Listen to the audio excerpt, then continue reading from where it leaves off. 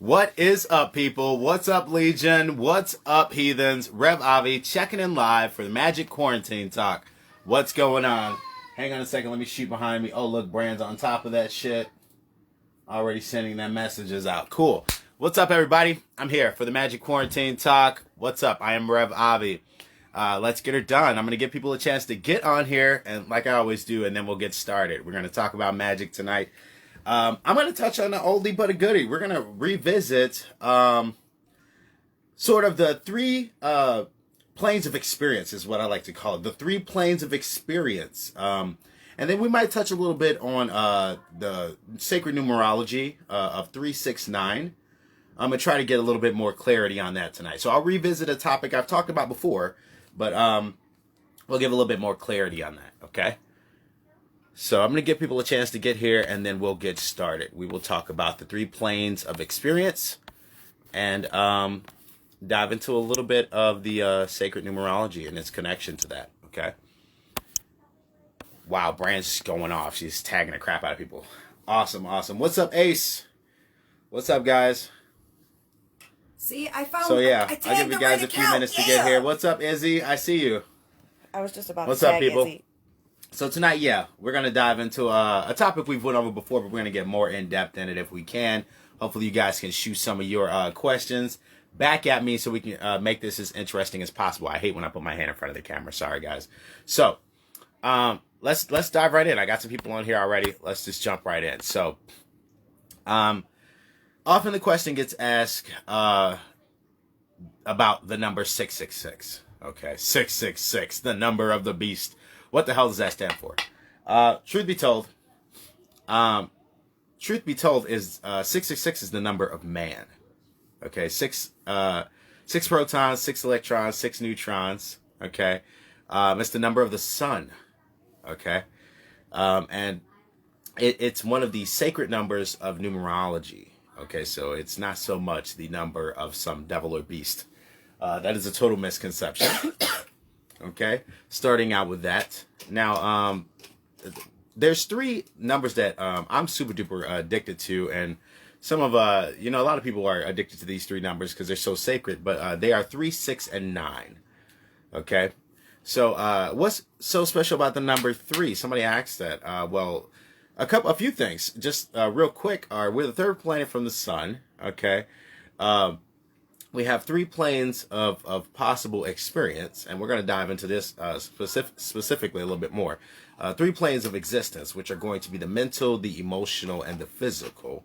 Okay, and then it's even more interesting if you can think of it like usually people will say as above, so below, but the truth is, or as within, so without. But the truth is there's as within, so without. But then there's also the being on the surface. Okay, so there's really the 3 planes of existence. There's always that bridge of the two that happens. Okay, so, and I see some people typing stuff in there. 444. Okay, so 444 is actually 3 vibration ascent. So 4 and 4 is 8, plus 4 is 12. 1 plus 2 is 3.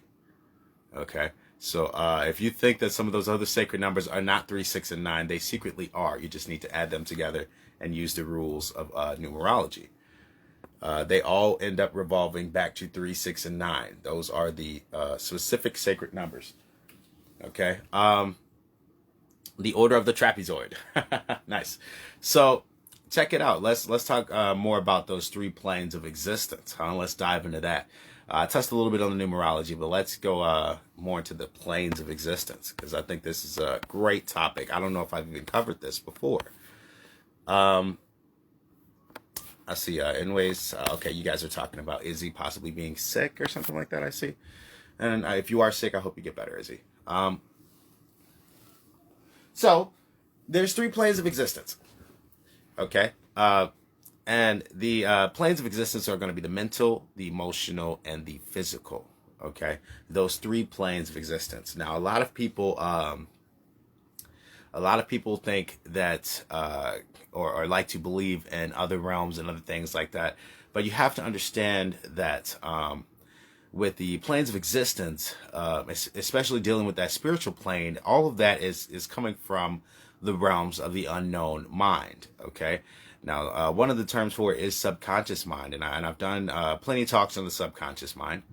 But today I'm going to change it a little bit and start to refer to it as the realms of Lilith, as the realms of sleep.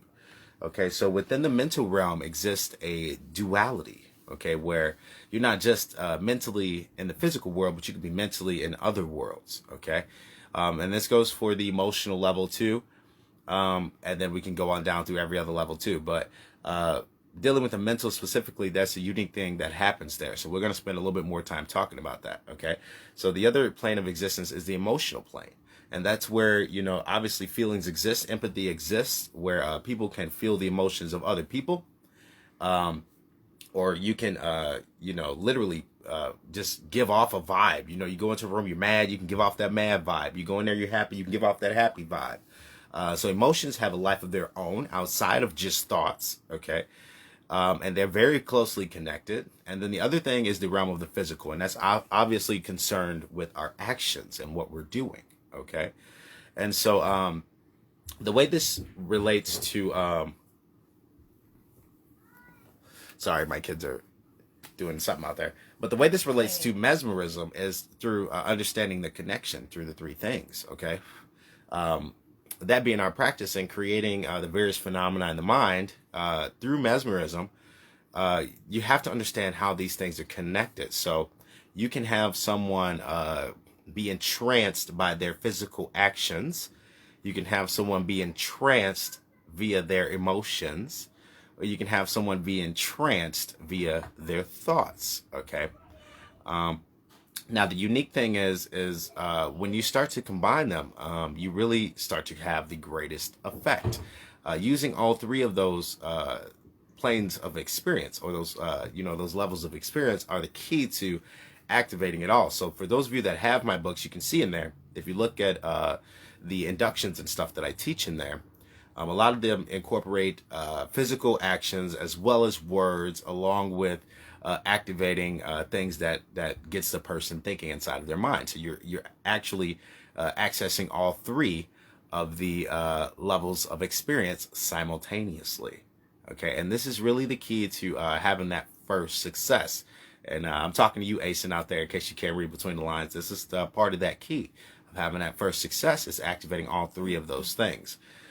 So this is a great topic for this live, in case you guys are struggling with some stuff out there, and you just can't quite make that connection. That's it. Okay, you have to make sure that you're activating all three planes of experience in order to then access the realm of Lilith, okay, the realm of sleep. Now, once we can get access to the subconscious mind, or the other side, the eyes shut world, then we can start to have some various things come out. We can have success with our invocations, evocations, and various other magical phenomena, okay? So with that said, I'm going to shut up for a bit and answer some questions, like I always do. Give you guys a chance to ask some questions. I've talked for about 10 minutes. Let me scroll back up here, see if I missed some, because I saw some stuff. Oh yeah, Izzy is sick. Get better, Izzy. Hopefully it's not that nasty COVID. Let me look through some of these comments. Okay. Cool. So I'm not seeing any questions. So any questions about that at all, guys? The connection with 369, what the numbers represent. So 3 represents vibration, okay, or sound, which is or thought. You can think of it as that vibration, right? And then 6 represents vision, okay. This is the realm of vision, of creation, right? You need vibration, you need vision or creation, and then you get manifestation, okay, is the way that this works. So 9 ends up being that manifestation frequency. So here's another interesting thing that people don't think about quite often, but so it's like, okay, well, how is 9 manifestation? And then when you start to see how they connect, the numbers connect and the frequencies connect, it starts to make more and more sense. That the gnosis that you receive starts to make more sense, right? So for instance, if you look at 666 and we combine those numbers together like we did with the 444, we get 6 and 6 is 12, plus 6 is 18. 9 and 9 is 18. Okay, so the duality of existing in the two worlds creates 18. Which is the 666 again. So I love numerology. It just keeps running you in that circle of showing you how there's definitely a system of understanding that we can try to grasp within reality. Okay. Yeah, hopefully it's not that nasty COVID that you got over Izzy. Cool. So like I said, I'm not seeing any questions, so I'm just gonna keep rolling it right along. So like I said, the key to having that success is to activate on all three levels. If you can't do this starting out, if you just can't seem to grasp the concept of activating all three planes of existence for yourself or for someone else, when you're trying to do these techniques, then try to just focus on perhaps one or two of them, and just try to get minor things to occur. So just have minor successes. Every success counts, okay? Even if it's just something small and you can't get to the point where it's a full-on, into the other astral world type experience for that person or for yourself, it's still important to count those baby steps. So, I mean, every little success counts. If you have the amnesia, if you're having success with, doing a sticky or something like that, hopefully you guys know what I'm talking about. Sticky hands, sticky fingers. You guys read the book. If you're having success with that type of stuff or like a stiff arm, then work with that. Okay, keep building upon those things and heading towards that goal of getting to the point where you can command people into the realm of Lilith, into the realm of sleep. Okay, righto. Completely off topic. I'm in this weird hammock chair thing, and my wife's cat just bit the hell out of my ass cheek. Nice. What'd you do to the cat? Teach you to swing on its hammock? Asen, how do you not fall asleep during meditation? Oh man, that's a great question. So one of the things that helps tremendously with not falling asleep is get out of the idea of thinking of blanking out. Everyone thinks like, oh, I have to empty my mind, and that I'm just 100% against that. You shouldn't be trying to empty your mind when meditating. You should have a focus. So one of the things that you can use is like the idea of building something. I don't know how artistic you are, but every person's creativity level is different. So the idea of building something and you just keep adding to it and making it more intricate, and just constantly adding things to it. So if you can think of like building a statue or something like that, or perhaps a door or a doorway, and you just keep adding to this thing. Perhaps you start with just a basic frame, and then you start to add paint and colors, and then maybe you add flowers or spikes. Maybe the door catches on fire and it starts to smoke. For some reason, the door changes into another door, and you just keep building upon this idea of a thing constantly, and you have a goal. Okay, so that's the way that you keep your mind focused to take you into trance, outside of just thinking, oh, I'm going to empty my mind or something like that. Okay. That also works with taking a visual journey. So if you can get the idea of starting out perhaps, and this is how I do guided meditations with people, is if you can get the idea of like perhaps starting out in front of a door, then opening that door and walking perhaps down a hallway or, down a path or something like that, and then getting to an opening, and then that opening leads to something else, and then you explore into the opening to find maybe a cave, and you start building this story of things that happen inside of your mind, and taking yourself on a journey intentionally. I find that that's 100% more powerful than every type of empty mind meditation. So hopefully that helps you. Rhino. More so focus on something perhaps for you, a dance sequence. So yeah, it could be a dance sequence, but the thing is if you're trying to, and I know Asen, I think you're specifically working towards like astral projection and stuff like that. So if you're working towards astral projection or something like that, then you want to be using obviously more sitting still type meditations, because you want to get down towards the sleep paralysis level. So that's not going to be the greatest for you. So I would recommend using the vortex meditations, and then once you get to the point where you can, sit still and resurrect that feeling of that swirling, empty space sort of feeling, then build upon that. And like I said, take that journey from there. Perhaps the swirling is wind and you're somewhere, and you can start to build a scene based on that. Okay, even if it's like, oh, I'm actually in outer space, and we're going to go from there. Okay, just start to build upon that, and take your mind on a journey to somewhere is the most effective thing that I find works for people. Okay, with the astral projection, it's less of empty mind and more of go somewhere. Okay, have a focus. Cool. So yeah, hopefully that helps you, man. But this is all very much connected to that thing. Like I said, it can start physical. And the way I like to do it is to, like I said, build up that energy, get that sweat. So do your dance sequence first, if that's the way. Because Ace, and I know you're a dancer. So do your dance sequence, work up your sweat, get all that stuff going first. Then when you burned up, okay, you got your shit going, you're done, you're ready to calm down. That's your meditation time. That's when you're just gonna already be blood flowing, ready to relax, ready. You're just ready to calm down at that point. And use that as your fuel to get you down. So it starts the physical, get your emotionals involved, get on that mental journey. See ya. Okay. Cool. So I hope that helps you out. So with that said, I'm gonna shut up for a minute and open up for a few more questions. And I'm gonna have some of this. Puppy power. What's up, Larry? Yes, a lot of people think you should rid your mind of clutter during meditation, which in a way is true, but you need to focus on something, a point, something that draws your thoughts. Something that draws your thoughts. Hang on, I'm trying to see the rest of your comment, buddy. Clutter can be cleared by focusing on one certain thing. Yes. The trick is and when you're learning about trance, and I'm teaching you guys about trance and stuff like that. So one of the key things is fixation. That's like step one is always eye fixation, because eye fixation fixes the mind. It makes you focus. Okay.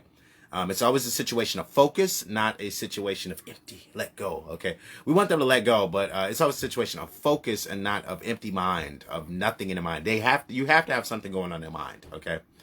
Inside your mind. The conscious mind needs to get fixated, okay, or distracted so that you can access the subconscious.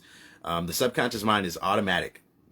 And I've talked about this 1,000 times, not to sound like a broken record, but it controls the things in your body that are automatic. So we're talking about your blinking, your breathing, your heartbeat. We're talking about stuff that's happening automatically, your bowel and kidney functions and all of that stuff that's going on in your body that you don't have to consciously think about, okay? Your subconscious controls all of that stuff. And then some people say, okay, well, I think Ace, and this was you again, we were in voice chat and you were saying, oh, well, trance doesn't have you can't feel trance. It doesn't have a phenomena or a sensation that you can feel. And it does, okay? Trance definitely has a sensation that you can feel. And the way you can start to relate and understand that it is the signs are the things that you can feel and you should be looking for. The 7 signs I point out is with the heightened emotional response. That one is so visual. It's such a telltale sign. It's like a red hot, slammy red hot button. Okay, so for instance, a person can have something traumatic happen that makes them start to cry uncontrollably. And no matter how much they try to stop, they just keep crying. Okay. And they are just entranced in cry mode. Okay. And you can try and calm them down. It just takes a while for them to get out of that trance of being fixated on sadness. Okay. You have to understand what it is. Same thing can happen with laughter, where a person goes into uncontrollable laughter. You can have a person that's stuck in zombie mode, and we talked about them. It's like they're walking around and they're already in sleep. You can just walk up and slap them in the face and say sleep, and they go.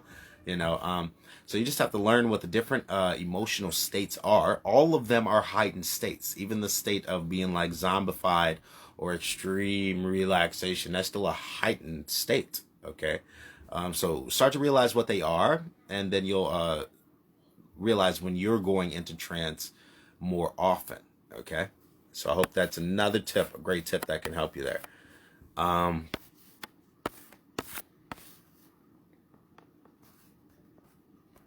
Right now, I create a forest in my mind and sort through the thick trees till I stumble upon something.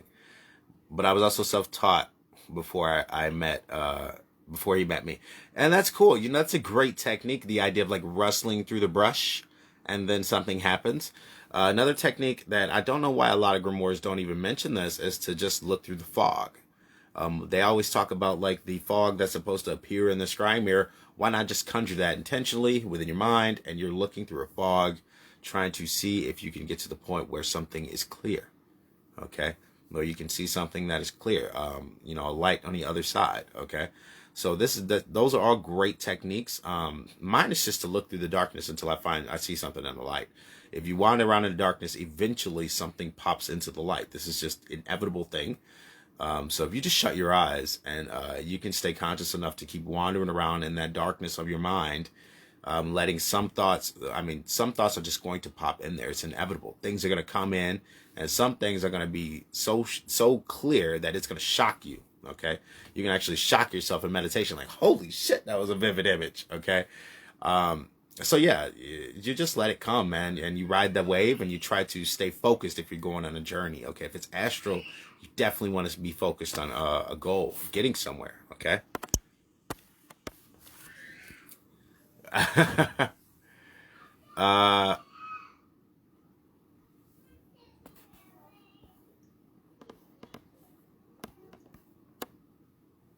Okay. He's talking about look up Alan Waits on YouTube. He says that dude has it down to a T. Yeah, most people with the last name Waits have it figured out, right? Righto, give me half an hour. I'll be in a heightened state. Yeah, look, I'm already there. No shame in my game. I'm going to keep it real. You know, I'm a real person. You know, people can pass judgment if they want. I'm perfectly fine with that. I'm okay with being the adversary. I'm okay with being judged. I'm just going to continue down the path that I have created for myself. Larry says the very first meditation I tried back when I was 17 was was to picture myself sitting in a field of grass with the wind blowing over the grass like waves, and it still works for me for clarity. Okay, one of the things I like to do when I was a teenager was go to the beach and focus on the waves. You know, just trying to focus on the waves, and I would do this thing where I tried to push the waves and pull the waves and that sort of thing. You know. And that was kind of my meditation methods. Another thing I love to do, and this was my daily thing, was to summon the wind. Okay, a method I like to call summoning the wind. And I think I've talked about that before, but that's just still one of my favorite methods. So yeah, Randall's popping a link in there. So if you guys aren't on the Discord, please feel free to join us on the Discord. New members, welcome to the group. If you guys are just getting here, Discord is an app. Grab it on your phone, computer, whatever you got. Join us on Discord, and you know, we have voice chats on there. It's not one-sided. You don't have to just listen to me talk. Everyone has a voice there. Okay. So yeah, if you guys want to jump on there and join us, that's the best way that we can connect. Okay. But welcome to the group. Also, if you want to support what I'm doing, feel free to jump on the Patreon. That's the way to help keep these lives and all of that stuff ripping and rolling. That's why we're building this thing so big, is because you guys are supporting us. Okay. So that's the way this works. It's a two-way street. Also, I have started a YouTube channel. So a lot of people don't know that. I've been posting some videos here from the YouTube channel. But I do have a YouTube channel that is up, and there are lessons and stuff that are on the YouTube channel that are not shared here in the group. Not every one of them. So be sure to subscribe to the YouTube channel if you're not subscribed to it already, and stay in the loop. Stay in the loop, guys. I'm putting the videos everywhere, and I'm expanding this out there. Okay. I'm landlocked. Okay. Cool. So I have been on for about 26 minutes. So I'm going to wrap it up very shortly here. Any last minute questions you guys want to shoot out here about anything at all? Go ahead and shoot them out, and I will answer them to the best of my ability, like I always do. Awesome. I hate that my comments are always like just so delayed. I don't know what the problem is with Facebook. That's why I prefer the live voice chats, because then I don't have to deal with this, like trying to swipe and see what the heck people are saying. But it's cool because these videos make it to YouTube, and it's like hopefully we'll start a whole different crowd of people there. So we'll see how that builds up. Okay. Plus, you can share the YouTube videos wherever you want on Facebook. Whereas if you try to share the lives from the group, they won't share. They'll just say content unavailable. So you have to share from the YouTube video links. Okay. So heads up on that. Cool. Rhino says, anyone want to get more in depth on these topics? The live chats are awesome. We occasionally get a bit retarded on there, but other than that, 90% of the time, it's great for learning. Yeah, I mean, we have fun on there too. We crack jokes, we pick on each other, and boost each other and crush each other's self-esteem at the same time. And then we do some in-depth, super study stuff. I mean, I feel like if we were in school, and this is the best way to learn, if you were really in school, the best classes are always the classes that are fun. Okay, that's the class you really pay attention in. That's the one you really take the information in. If you get in a class and it's boring as fuck and the teacher's monotone and you're just like waiting to get out of there, you don't give a fuck about anything that's happened in that class, But you remember everything that happened in those fun like gym classes, or the classes that were really fun, or the ones where the teachers gave out those fucking candies. You always paid attention. Rhino. Yeah, I noticed he says we had several new members join today. Yeah, I know. We've been picking up. I've been trying to spread the group out there. I keep telling people, like, I'm great at trying to keep track of everyone, like, once I meet people and, connecting with everyone.